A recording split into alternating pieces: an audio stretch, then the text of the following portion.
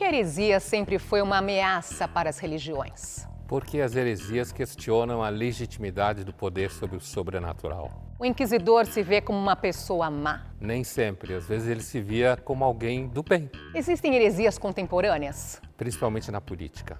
Quem são os inquisidores de hoje? Principalmente aqueles que querem dizer para você se você está do lado certo ou errado na política.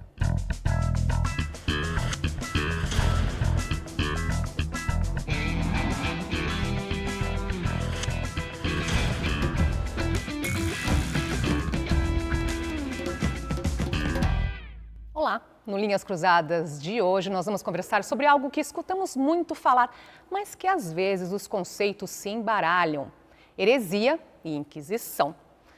Vamos colocar as cartas na mesa então, Pondé?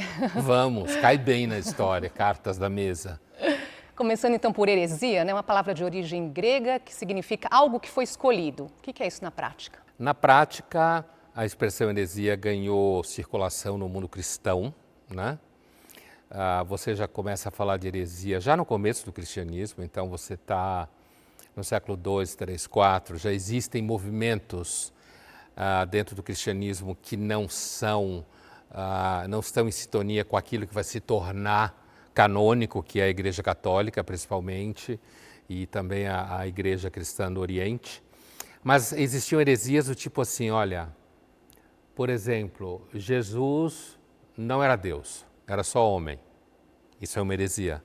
Quer dizer, seria uma escolha errada acerca da natureza de Cristo. Aquilo que em teologia cristã se chama de cristologia, né? Ou ao contrário, tinha alguns que diziam que Jesus era só espírito. Ele tinha uma forma humana, mas era uma espécie de holograma, assim, nos termos do que a gente fala hoje.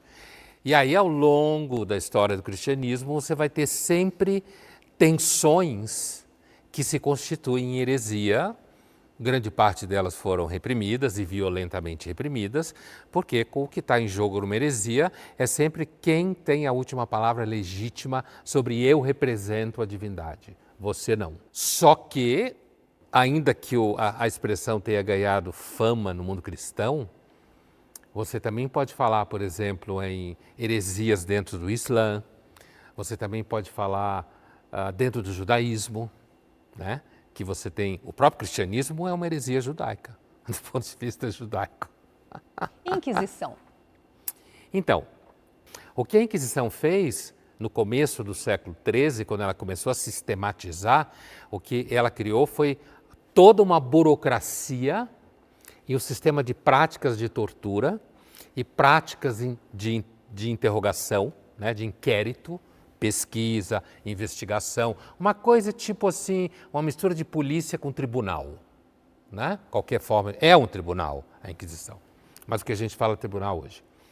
E o que aconteceu é que aí sim a Inquisição surge como a gente conhece, o chamado Tribunal da Fé, né? A Igreja Católica estabelece para combater uma heresia específica. Bom, então surge aí, né, no caso da Igreja Católica, para apurar, para investigar desvios de conduta das pessoas. Desvio de conduta, desvio de doutrina, né? Desvio inclusive de práticas do que seria considerado a liturgia correta naquele exato momento. A gente tem que entender que quando acontece a Inquisição e as famosas heresias ao longo da Idade Média, a própria Igreja Católica está em processo de constituição. A Igreja Católica estava preocupada com padres que viviam no deboche sexual. A Igreja Católica, diga-se o papado, né, a instituição, o alto clero, estava preocupado com padres que exploravam pessoas para ganhar dinheiro. Esse tipo de coisa que existe até hoje em várias religiões e sempre existiu com qualquer um que tenha poder, né? O risco da corrupção. Então, a gente deve ver a Inquisição dentro de um processo de reforma da Igreja Católica e da tentativa da Igreja botar ordem na casa. Para a gente entender um pouco mais, vamos apelar à magia do cinema. O Nome da Rosa é um filme baseado no romance do escritor e filósofo italiano do século XX, Umberto Eco. Nesta cena, Bernardo Gui, um dos mais famosos inquisidores franceses da Idade Média, vai a um mosteiro isolado na Itália para investigar crimes e heresias ocorridos lá. Look, Bernardo! Look what is out! Touch the creature! Não, furado!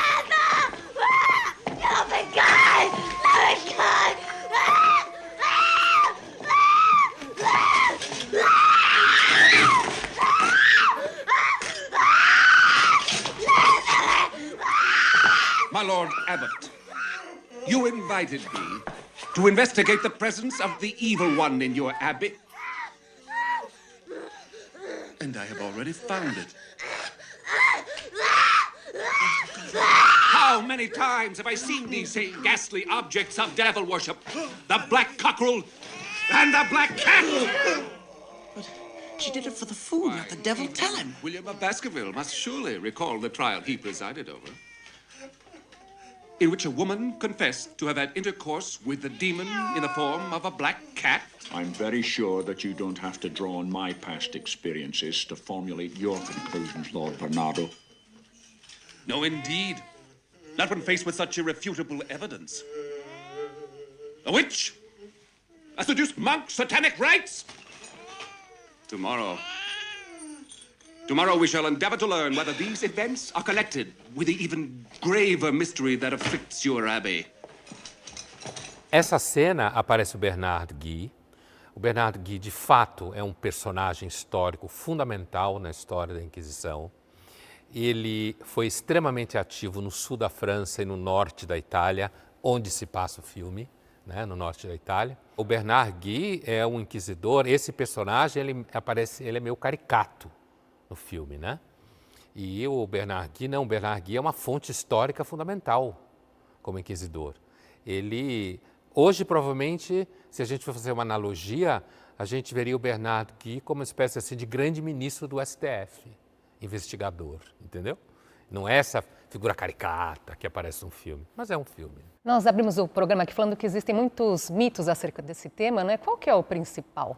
Primeiro, de que todos os inquisidores eram a priori pessoas em busca de sangue, né?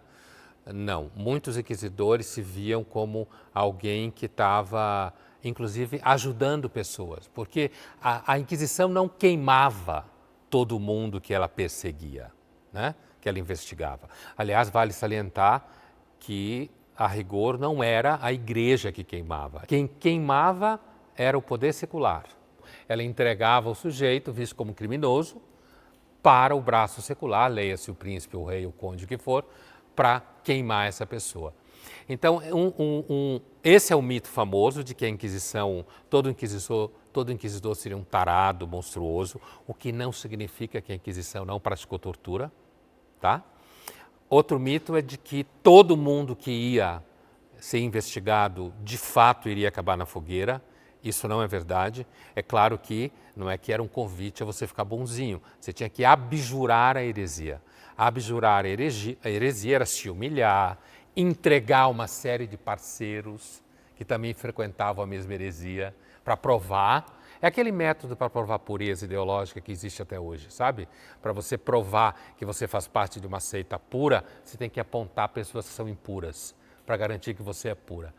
Outro grande mito em relação à Inquisição é de que a Inquisição perseguiu especificamente mulheres. Isso também é um mito, apesar de que a Inquisição sim queimou um monte de mulheres, assim como queimou homens. Por falar em mulheres, nós vamos ver agora uma cena do filme Joana d'Arc, em que Joana, uma camponesa devota a Deus, é condenada pela igreja acusada de heresia. I was going to mass, like I do every day, when the same strange wind.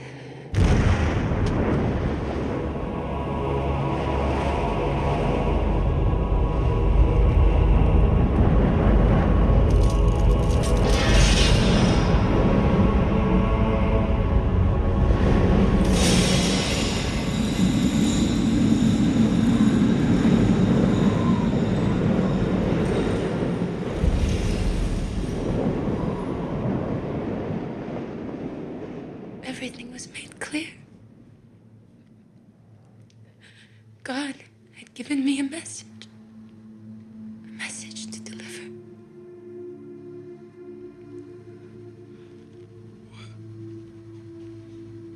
What was the message?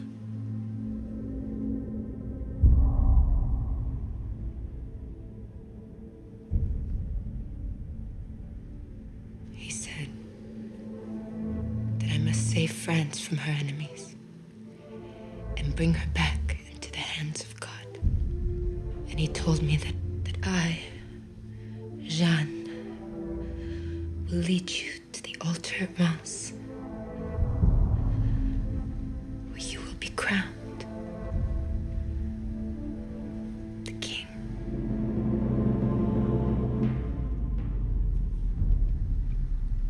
Of France. Mas tem um detalhe importante que a cena é muito boa. Ela tem uma visão, né? E ela está falando que Deus deu uma mensagem para ela, que era para ela coroar o rei da França, né? Hoje, provavelmente, uma figura como a Joana d'Arc, ela seria, sei lá, internada numa clínica e teriam dado ela um monte de remédio para ela ficar assim. Chapada. Certo? Chapada, né? Porque agora a gente tem que levar em conta também que o universo em que vivia a Joana d'Arc, a Idade Média europeia, é um período extremamente religioso, extremamente supersticioso, onde se via Deus, demônios, mal, bem, uma luta do sobrenatural contínuo.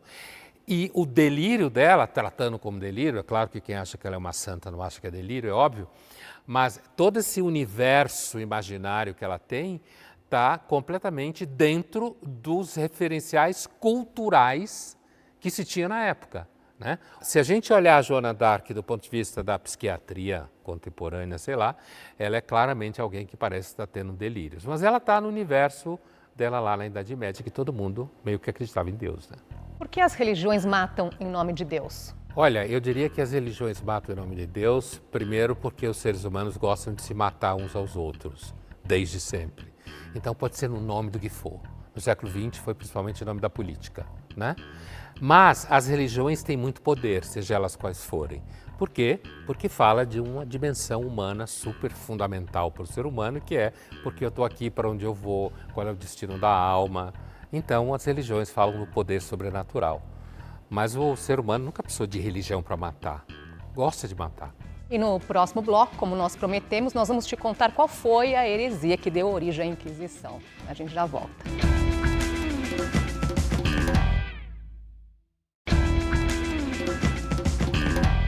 Voltamos a conversar sobre heresia e Inquisição. A Inquisição foi oficializada durante o século XIII por meio da criação do Tribunal da Inquisição. Ele surge para perseguir uma heresia específica, a heresia cátara. A palavra de origem grega, kataros, significa pureza.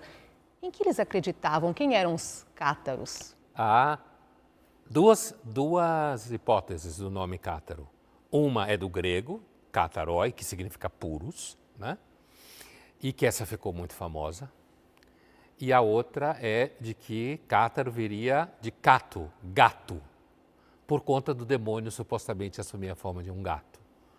É importante frisar que os cátaros nunca se chamaram de cátaros, né?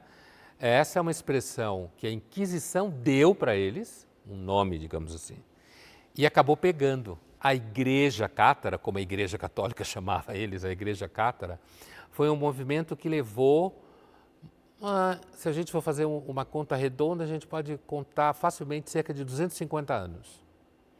E durante 250 anos, reis da França e papas tentaram acabar com a heresia cátara. Ela estava tão impregnada no sul da França e também no norte da Itália, que demorou cerca de 250 anos para poder se dizer que você tinha queimado o último cátaro. Os cátaros, eles tinham uma concepção, certo? Concepção de mundo, de universo, uma cosmologia, como se fala em filosofia, em que o mundo espiritual era a criação de Deus, tá? A alma, anjo, aliás, as almas eram anjos, né? Caídos. Fazer a metáfora do espaço que fica mais fácil. Então aqui em cima, apesar que ninguém nunca diz que é em cima, mas aqui em cima é o mundo espiritual. Deus criou esse mundo perfeito, pleno, não há diferenças de gênero, como se fala hoje em dia, entre homens e mulheres, tá? E aqui embaixo, o mundo material foi criado por um princípio mau. Deus bom e um Deus mau. É. Eles não chamam esse Deus de Deus mau, né? Eles chamam de princípio do mal, o mal, Satanás, também chamam de Satanás. Então aí você tem um vínculo direto entre o Satanás e os cátaros, que a Inquisição facilmente usa, né? Dizendo que eles cultuavam Satanás, de forma nenhuma, né? Esse princípio mau é que criou os corpos. E criou corpos e seduziu as almas. E essas almas caíram aqui, até parece Platão um pouco. As almas caíram aqui embaixo, no mundo da matéria, e a gente ficava preso no mundo da matéria. Algumas almas em corpo de homens, algumas almas em corpo de mulheres. Então, os cátaros, eles pregavam um celibato radical, eles pregavam uma pobreza radical. Então, você tinha pessoas da alta nobreza da França que se convertia ao catarismo, digamos assim, e essas pessoas iam viver do próprio trabalho, o que na Idade Média era vergonha, um nobre viver do próprio trabalho. Como é que eles conseguiram atrair tantos fiéis, não é? Tantos seguidores? Os cátaros, eles tinham seus textos, que a Igreja Católica não aceita, nem o cristianismo, que, por exemplo, eles tinham um famoso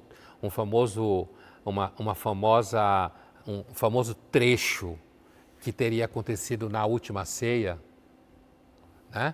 Chamada ceia misteriosa, em que João está conversando com Jesus Cristo, e aí Jesus Cristo ensina a crença cátara, né? Inclusive isso que eu acabei de falar aqui, entre outras coisas.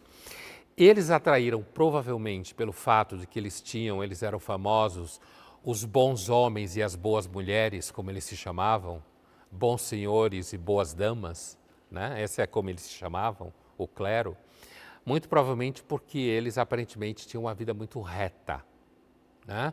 Eles faziam muita caridade, e você tem que ver isso contra uma igreja que está encastelada e numa estrutura de poder bastante forte, né? E um tanto distante dessas pessoas pobres. Eles provavelmente atraíram muitas mulheres, provavelmente não atraíram muitas mulheres, porque isso é um detalhe,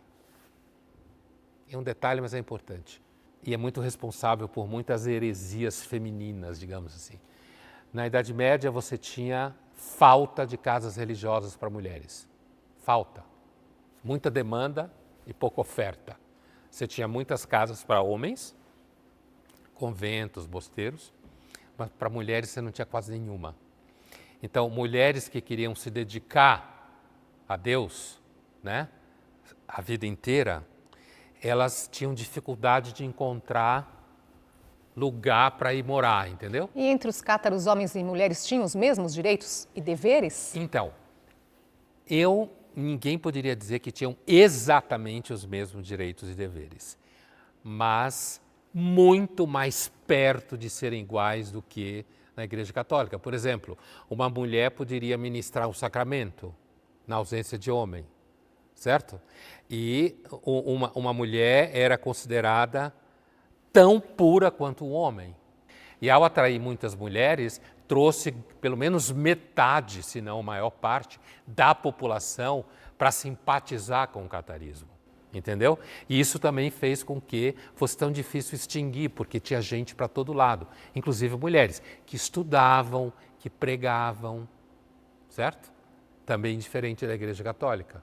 E, Pondé, por que as religiões que pregam uma vida simples, sem posses, também atraem muitas pessoas? Porque a maior parte das pessoas tem uma vida simples e sem posses. Essa ideia de que Deus, falando do universo cristão, que Deus veio aqui, era pobre, era carpinteiro, era simples, fazia parte dos oprimidos. Veja a história que isso fez na política, hein? Esse viés cristão, digamos assim, numa religião de oprimidos, de pobres, pobres de espírito, aqueles que sofrem, que são ofendidos, né? Então, por isso eu acho que seguramente dá para entender por que parece tão atraente a ideia de você estar perto de uma religião que fala de pobres e tal. Vamos ver um trecho de um vídeo do Porta dos Fundos. Uma mulher chega ao céu e descobre que todas as suas crenças estavam erradas. Ah, meu Deus!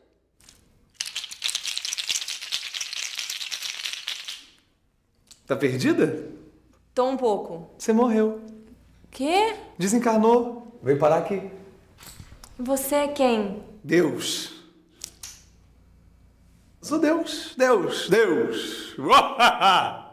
Como assim você é Deus? Assim.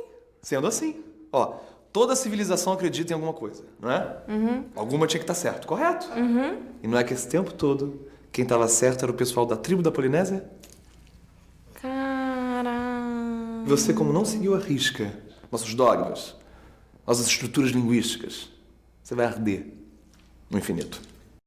Oh, mas eu não sabia É o mesmo papo de Gandhi, porque Gandhi falou isso e não colou. Como é que eu ia saber que o deus polinésio era o deus certo? Você não ia saber. Você não ia saber. Você escolheu Deus, deixa eu ver aqui, Judite Catholic. Errou. Errou feio, errou rude. Não tem algum jeito assim... Não encosta em Deus. Sim, pra me redimir. De acordo com a doutrina, se você dançar esfregando o peito e a barriga no chão, você se redime.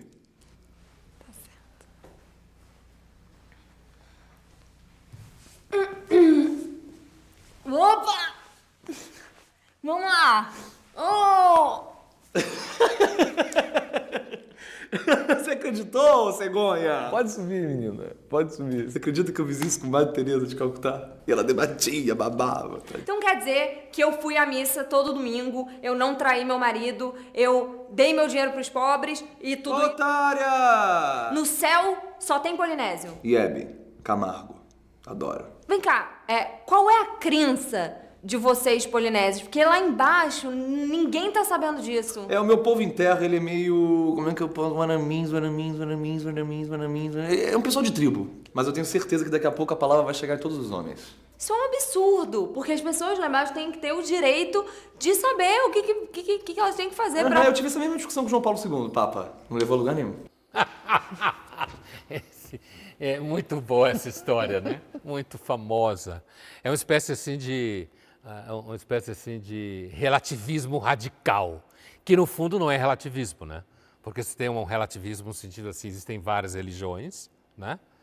E ele diz, uma tinha que estar certo, né? Todo mundo acredita em alguma coisa, mas uma tinha que estar certo. E é a religião desse povo polinésio, lá longe, é uma tribo, a maior parte da humanidade nunca ouviu falar. Então, o grande risco é de que, de fato, isso seja verdade. Vai saber que existe, de fato, um universo religioso, divino, verdadeiro e, de repente, não é o seu. Tá quase todo mundo lascado, então. É, porque, na realidade, não é a religião mais famosa, né? A maior parte das pessoas não está aí. Agora, vale apontar aqui uma coisa que é a seguinte. Ele assumindo a história como real, é claro que é arte, ele é um Deus bem cruel, né? Ele é um Deus cruel, você não tem redenção. Você rezou para o outro, ó, perdeu o playboy. Ou playgirl, no caso dela. Perdeu, sinto muito. Quem são os inquisidores hoje nos tribunais da internet? Tem muitos. É claro que não se trata de um inquisidor que tem o poder de relaxar você ao braço secular e te queimar. Mas a cultura do cancelamento seguramente tem uma pegada de inquisidor, né? E não só de inquisidor, como aquelas pessoas que ficavam gritando queima a bruxa, queima o herege, né? Não só o inquisidor enquanto tal. Mas eu diria que são as pessoas que curtem apontar o dedo e dizer que o outro é impuro. E isso opera muito bem dentro do debate político atualmente, como a gente vai ver, né? Essa tendência a fazer o outro perde emprego, perde patrocínio, perde espaço de trabalho, perde seguidor, perde tudo. E as redes sociais, a internet funciona muito bem como uma espécie de tribunal da Inquisição. Muita gente sabe disso, inclusive tem gente que faz curso para aprender a mexer bem com esse negócio. E quem sabe cancelar uns concorrentes por aí. E no próximo bloco nós vamos falar sobre Marguerite Porete, condenada à fogueira pela Inquisição. A gente volta já.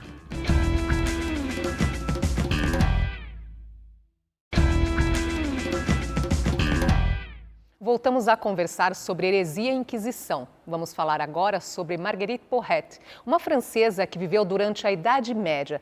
Sabemos pouco sobre a vida dela. Algumas pistas estão no livro que ela escreveu, O Espelho das Almas Simples. Por causa dele, ela foi condenada à fogueira em 1310, como herege, relapsa e impertinente. Pouca coisa, né, Pondé? O que ela dizia nesse livro para receber assim tantos elogios? Então, a Marguerite, ela era uma hipótese razoável sobre ela, é assim, ela provavelmente não era de família nobre, porque talvez não tivesse sido queimada, né? Apesar de que os cátaros nobres foram queimados no sul, porque era uma coisa muito grande, porque você tem mulheres na época que falavam coisas semelhantes a ela e não caíram na mão da Inquisição. Pelas coisas que ela fala no livro, uma hipótese muito forte sobre ela é que ela poderia ser uma camponesa ou alguém que veio de fora de Paris, do norte de Paris provavelmente, e que ela sabia escrever e ler. O porquê ninguém sabe. Talvez ela trabalhasse como copista, que eram aquelas pessoas que estavam copiando o livro, né? E, portanto, para trabalhar como copista, é muito possível que isso tenha feito com que ela tivesse condição de discutir teologia e ter opiniões teológicas, ainda que consideradas heréticas, né? Mas ela tinha opiniões teológicas. Ela era uma beguine, como se fala, beguina em português, e você tinha os begar, que eram os homens, né? E esse movimento também era um movimento, no caso das mulheres, de mulheres que não tinham muito para onde ir e formavam comunidades, principalmente na parte norte da França. Formavam comunidades, viviam juntas, ajudavam os pobres, faziam trabalhos para conseguir sobreviver e tal, e não estavam dentro das casas religiosas, que eram muito poucas. A Marguerite, assim como outras pessoas, inclusive um filósofo famoso chamado Mestre Eckhart, na época, chamada mística renânia, ao redor do Reno, ela afirmava que, tem um trecho do livro dela que ela diz que em mim não restou mais nada que seja matéria de criatura. Ou seja, trocando em miúdos, o que ela está dizendo é que no processo dela místico de encontro com Deus, o nível mais profundo é o nível que ela descobre que há nela parte da substância de Deus. Aquilo que Meister Eckhart, o Mestre Eckhart, que é contemporâneo dela, mas mais jovem, né? Que também veio a ser condenado pela Inquisição em 1329, mas já tinha morrido antes, sumido já primeiro. Ele também vai falar disso e ele vai falar de pequena centelha. A Marguerite não usa a expressão, mas ela está falando disso. Inclusive, a suspeita de que ele tenha lido o livro dela e tenha sido influenciado por ela é muito forte. Então, esse é o problema, Andresa. A heresia da Marguerite, em 1313, no Concílio de Viena, vai ser chamado de confusão de substâncias, que é afirmar que a alma tem nela um núcleo que é feito da mesma substância de Deus. Portanto, é incriada. Não foi criada por Deus, é parte dele.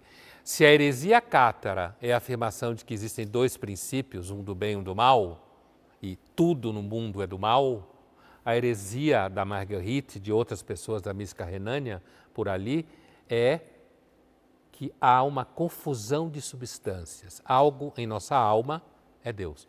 E durante o julgamento, ela não prestou o juramento de dizer a verdade perante a Inquisição. Ela se negou a receber a absolvição por seus erros. Ela dizia que não cometeu erros.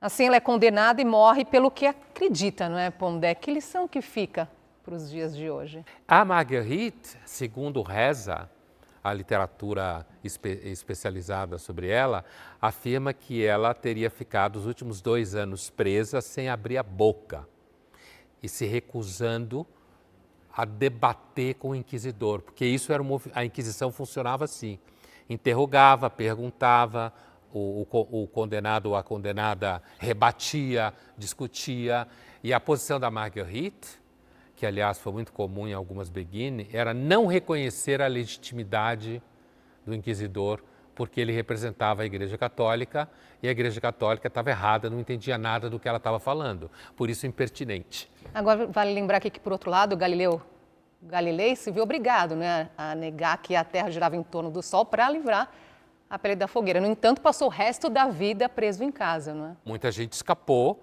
e digamos que o Galileu Galilei achou que não valia a pena arder na fogueira por causa de uma coisa como essa, porque inclusive a Terra se move sim, né? Sabe essa ideia? Quer dizer, olha, que ela se move, ela se move. Vocês podem achar o que vocês quiserem, mas a Terra se move independente do que vocês pensam ou deixam de pensar, né? Enquanto que a discussão da Marguerite e de outros hereges era um debate interno à teologia, né? Interno à doutrina cristã. Ali você tinha uma tensão ao redor de quem, na realidade, tem um monopólio legítimo do sobrenatural, que é o que está sempre em jogo em toda instituição religiosa, né? Quem é que tem a última palavra sobre o que é Deus, o que não é, o que está certo, o que não está? Será que existe uma heresia cristã nos dias de hoje? Vamos ver. Eu acho que a heresia, ela é, na verdade, um fenômeno que surge em todos os ambientes em que você tem um grupo que domina, que tem poder sobre a maneira certa de pensar. Todo fenômeno social em que isso se manifesta, você pode ter ali o herege, que ousa pensar diferente do que esse grupo determinado estabeleceu. E isso se manifesta de uma maneira, acho que mais acentuada, na religião. Porque a religião você está lidando com crenças a respeito de Deus. Então é muito mais fácil no campo da religião você estabelecer aí quem é o herege, né? Mas isso está alastrado em todos os fenômenos sociais, né, da vida humana, mas de maneira muito especial e particular na religião. Eu creio que essa instituição, que chamava Inquisição, Santo Ofício, Sagrada Doutrina da Fé, e hoje é só Doutrina da Fé, que ela devia ser abolida, porque ela tem uma história tão perversa de tantos condenados que foram depois reabilitados, começando com Galileu Galilei, Giordano Bruno, e eu mesmo fui vítima dela. Tive que sentar na mesma cadeirinha de Galileu Galilei.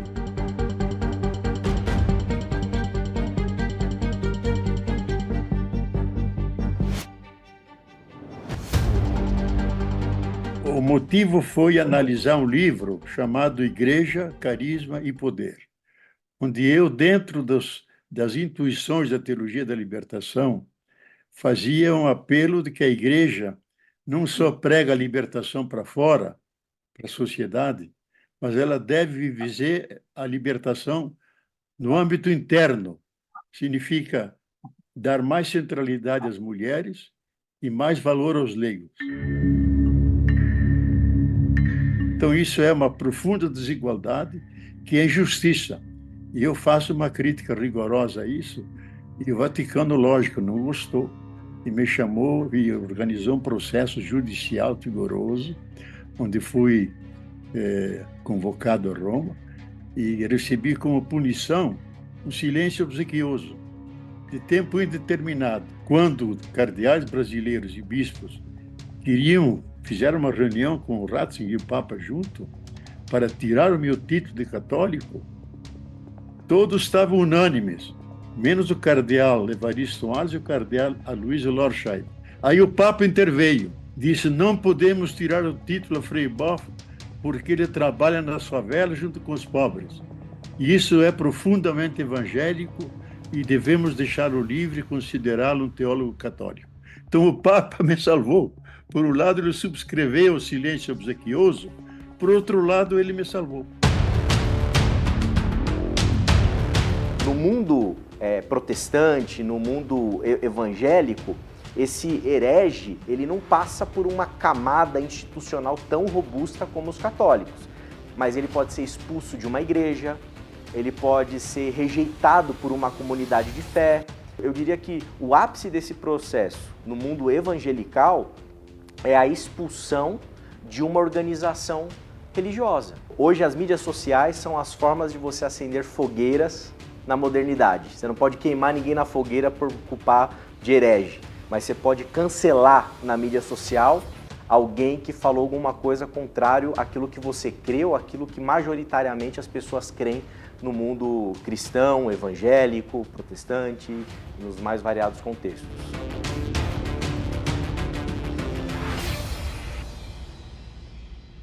Interessante o que o Boff falou, né? A Igreja Católica não é para iniciante, né? Ele mesmo fala, ao mesmo tempo que o Papa, o João Paulo II, então, assinou lá meu silêncio obsequioso, ou seja, para de falar o que você anda falando, ao mesmo tempo ele interviu no sentido de não tirar o sacerdócio católico dele, já que ele tinha uma missão junto aos pobres e, portanto, isso é profundamente cristão e evangélico. Ou seja, é bem interessante essa fala dele para mostrar como a Igreja Católica, não é à toa que ela tem 2000 anos, mais ou menos, né? Ela vai e volta, tá vendo? A gente pode chamar de jogo de cintura, talvez, hoje em dia, esse movimento que é distante de uma coisa muito radical, A gente pode dura. chamar de contradições também? Total, ambivalência, ambiguidade, contradição, tipo ser humano. Tipo ser humano, né? Agora, na fala do Enéas, quer dizer, do André, ele veja que na primeira fala dele, ele fala de movimentos sociais, né? E que nas religiões, então, tem uma tendência a se manifestar, porque as religiões, no âmbito do monoteísmo, ao qual ele se refere, as religiões estão decidindo, na verdade, quem está certo sobre Deus, grosso modo. Mas quando ele está falando ali do social, no começo, quer dizer, é muito interessante porque ele já está começando a apontar por uma característica fundamental que tem nesse debate todo acerca de heresias e inquisições, que é o tema político em questão. Não só político ideológico, mas também o tema político da máquina do poder dentro da sociedade. Você tira a religião, mas pode continuar a mesma dinâmica. Falando dentro de movimentos evangélicos, mas não só dentro do evangelicalismo, que você tem grupos que consideram, por exemplo, um pastor que afirma X absolutamente herético. Aquilo que aquele pastor falou é um horror, isso não é cristão. É claro que eu não estou mandando para a fogueira, mas eu estou afirmando que é uma posição herética em relação ao cristianismo. Está errado. Aquilo que eu entendo de cristianismo é que está certo. Depois de tanto retrocesso, ainda cabe falar em heresia? Se a gente pensar em termos de retrocesso político ou social, ou como for, se a gente colocar a posição progressista, conservador, eu diria que, com certeza, conservadores acham progressistas heréticos e progressistas acham conservadores heréticos. E é assim que funciona. Então, acho que sempre vai existir heresia, mesmo que a gente não use o nome. E daqui a pouco, intolerância política. O que isso tem a ver com heresia? E com a Inquisição? Não saia daí.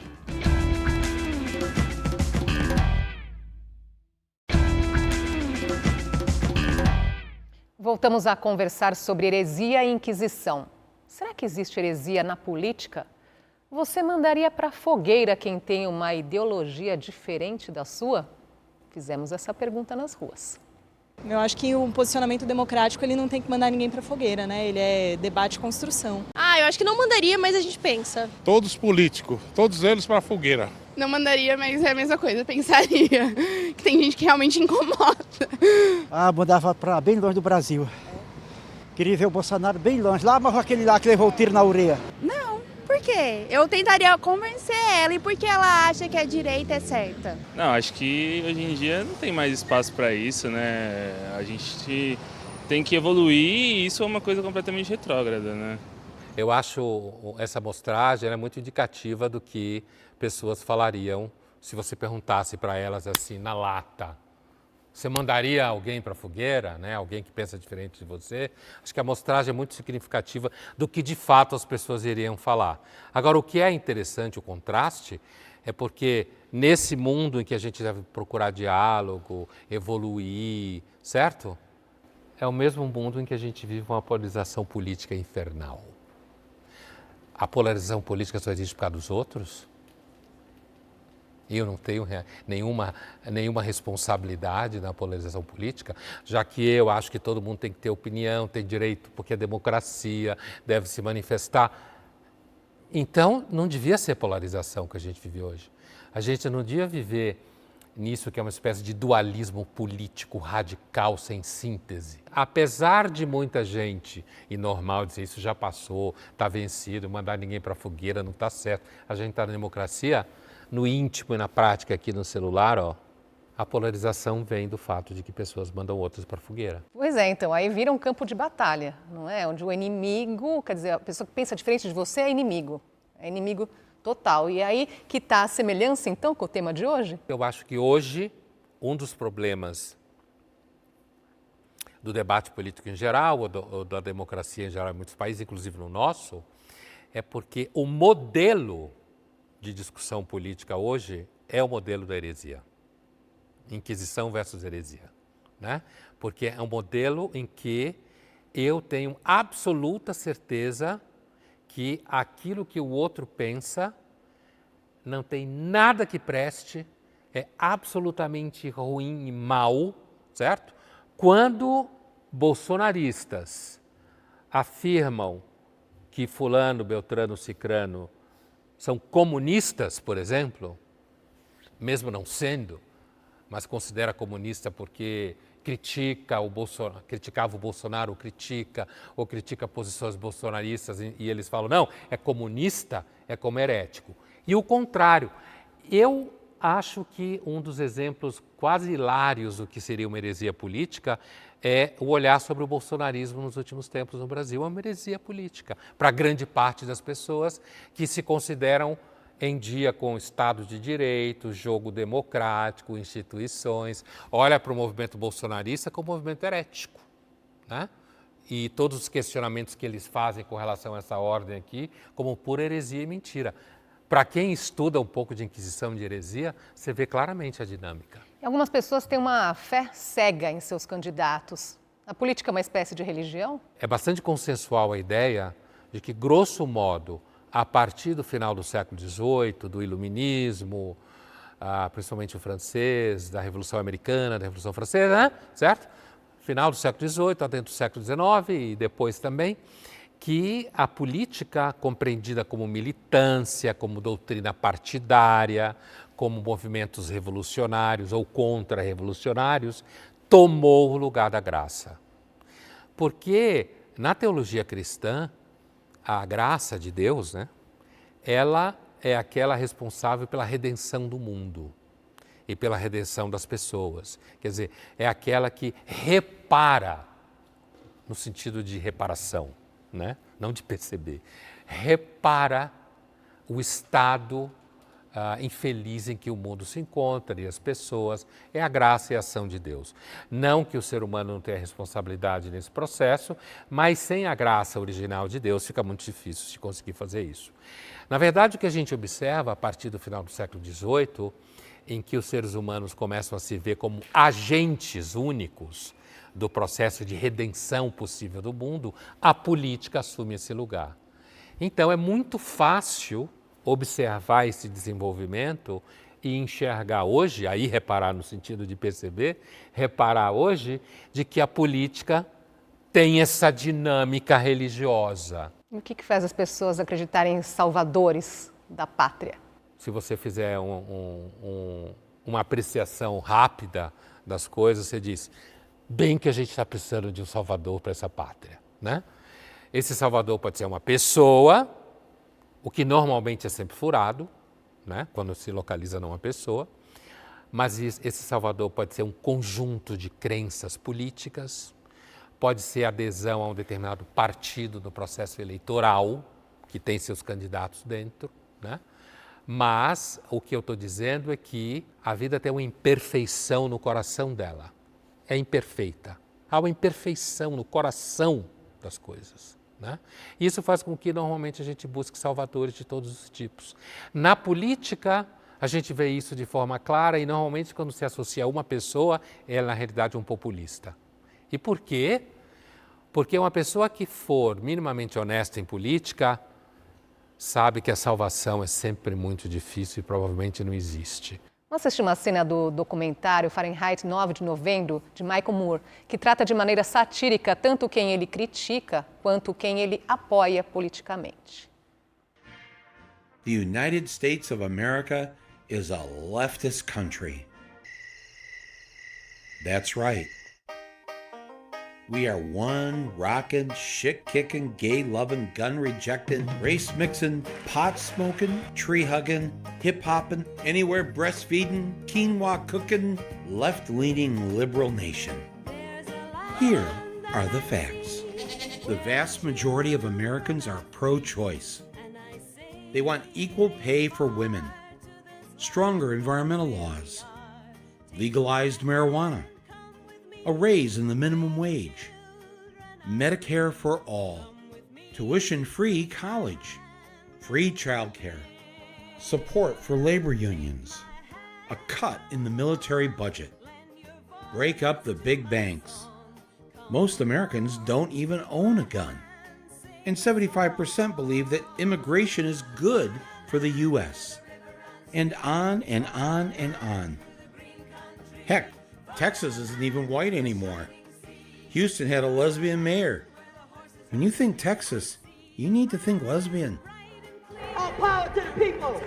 The values they stood for in the 60s and 70s This is a meeting of American radicals. are now the beliefs of this great land. Put your whole face over that. Yes, there. Those crazy motherfuckers have won. And I love the smell of essential oils in the morning. O que o trecho mostra é assim, você tem alguém dizendo que the real America é a América de esquerda e vai elencando uma série de tópicos que são considerados tópicos positivos pelo grupo progressista, né? Todos os tópicos que estão aí, desde o pro-choice até imigração ilegal, casamento gay, sei lá, uma série de tópicos que são marcadores de posição progressista. Então, o trecho é muito bom porque você consegue ver a pegada herética dos dois lados. Porque o personagem que está, então, criticando do ponto de vista do que a gente chamaria, grosso modo, republicano, grosso modo, simplificando bem a questão, dizendo que Real America, na verdade, é democrata e comunista, ele está descrevendo esse grupo aqui como herege do que seria o que a América deveria ser, identificando com o personagem do Apocalipse Sinal. Agora, se eu girar a bola, né, eu percebo que, na verdade, quem está fazendo o documentário, ou quem concorda com esses marcadores aqui, está olhando para quem não concorda como um bando de herético idiota, atrasado, reacionário. Então você consegue ver a polarização de forma implícita, de modo muito claro. Se você não concordar com esse conjunto de marcadores aqui, você só pode ser o idiota que está acusando a América de ser de esquerda. Não tem absoluta nenhuma situação em que você possa ter qualquer razão em relação à sua crítica a esses marcadores aqui. Se você concorda com os marcadores, diante da narrativa está mais fácil. Porque quem não concorda com os marcadores é esse tipo de idiota que fica acusando a gente de comunista. Enquanto isso, política e religião se discute? Era compreendido como de bom tom não se discutir política e religião no almoço do domingo, na ceia de Natal. Para não azedar, né? Para não azedar o molho de tudo. Mas a verdade é que na política... Acho que religião, de repente, até, a não ser que você seja de um grupo muito aderente, né? Talvez tenha problemas aí, mas fora desses grupos muito aderentes, eu diria que o grande núcleo do conflito heresia e inquisição hoje está no território da política. No Brasil é muito claro, desde 18 para cá, digamos assim, só piora. E por hoje é só. Obrigada pela sua companhia. Até a próxima.